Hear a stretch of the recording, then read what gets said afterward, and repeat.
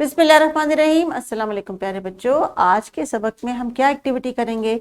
आज का जो हमारा लेसन है डियर टीचर्स, वो है हरूफ तहजी ऐन और गैन की राइटिंग का डे। यानी जिस दिन हम राइटिंग करते हैं वो हमारी उन चारों स्किल्स का लास्ट जो स्किल होता है उसको हम डेवलप करने के लिए प्रैक्टिस स्टार्ट करते हैं। लिसनिंग, स्पीकिंग और रीडिंग की एक्टिविटीज़ जो हमने इससे पहले टीचर्स लेसन में की थी उनको आज हम पहले रिवाइज करेंगे, इंश्योर करेंगे कि बच्चों को इन आवाज़ों का फ़र्क भी समझ आ गया है। लिखाई जो हम इनको किसी और मीडियम पे देते हैं किताब के सफ़े के अलावा, जैसे सैंड ट्रे है या चौक है या बोर्ड है या टेबल टॉप है या हवा में राइटिंग है, तो जिस आवाज़ की जो खासियत है और जो चेहरा है वो ये बच्चे उस पर आपको ड्रॉ करके दिखा सकते हैं। तो आज का जो लेसन है वो है ऐन के ख़ानदान का इतलाक़, और हमने आवाज़ों की पहचान के साथ साथ अपने दुरुस्त तलफ़ुज़ के ऊपर भी बच्चों फोकस करना है कि जो हम बोल रहे हैं, जो अल्फाज हमारे हलक से अदा हो रहे हैं, जो आवाज़ें जिनको हम रोज़ नई नई आवाज़ जो सीख रहे हैं, जो वोकैबलरी सीख रहे हैं, जब उनको बोलें तो उनको सही तरीके से अदा करें। तो आज की स्किल है लिखने की स्किल, और लिखने के लिए टीचर्स हम करेंगे हरूफ तहजी ऐन और गैन की लिखाई और वोकैबलरी रिवाइज। तो बच्चे स्क्रीन पर देख के मेरे साथ रिवाइज करेंगे कि अभी जो उनको एक आवाज़ का चेहरा नज़र आ रहा है इसको उन्होंने कैसे अदा करना है। ये है आयन और इसकी आवाज़ है और। ठीक है जी, वेरी गुड। जैसे कि अबाया के शुरू में ये आवाज़ आती है, वेरी वेरी गुड।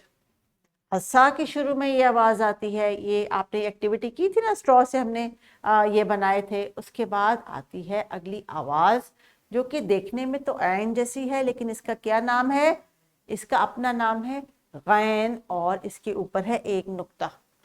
गैन, ऐन, गैन। जी टीचर्स, ये साउंड की रिकग्निशन करवानी है आपने, और जब ये बच्चे इन तस्वीर का नाम बताएंगे, जैसे कि ये है गनी, गनी, गनी, शाबाश, गल्ला, वेरी गुड। तो टीचर्स अभी आपने साउंड की रिकग्निशन करवाई, थोड़ी सी राइटिंग की प्रैक्टिस करवाइए, बच्चों को बोर्ड पे बुला के ऐन और गैन का फ़र्क जो है उनको क्लियर करवाइए।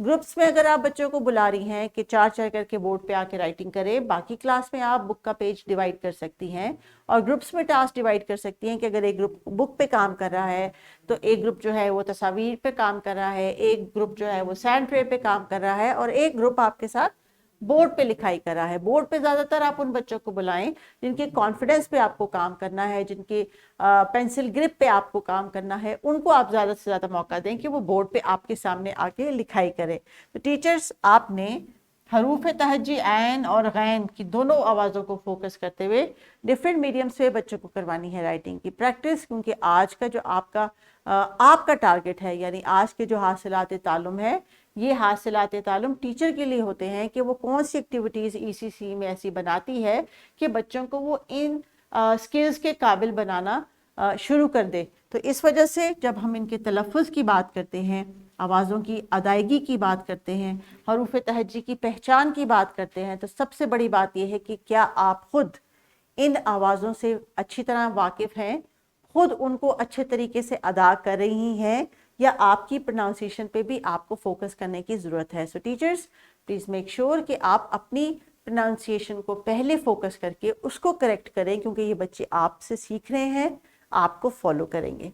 सो वर्कशीट है राइटिंग की, इसको आपने बहुत ओवरवेल्म नहीं होना, यानी एक ही दिन में सारी वर्कशीट ना दें, बच्चों को टास्क डिवाइड कर दें 2 हिस्सों पे, लेकिन जो मेन फोकस है आपका वो होना चाहिए आज की आवाज़ की अदायगी पे, वोकैबलरी के जो प्रोनाउंसिएशन है उस पे, और ये वो अल्फाज हैं जो आपके साथ हमने शेयर किए हैं किताब में भी, जो बच्चे अमूमन डेली लाइफ में सुनते हैं।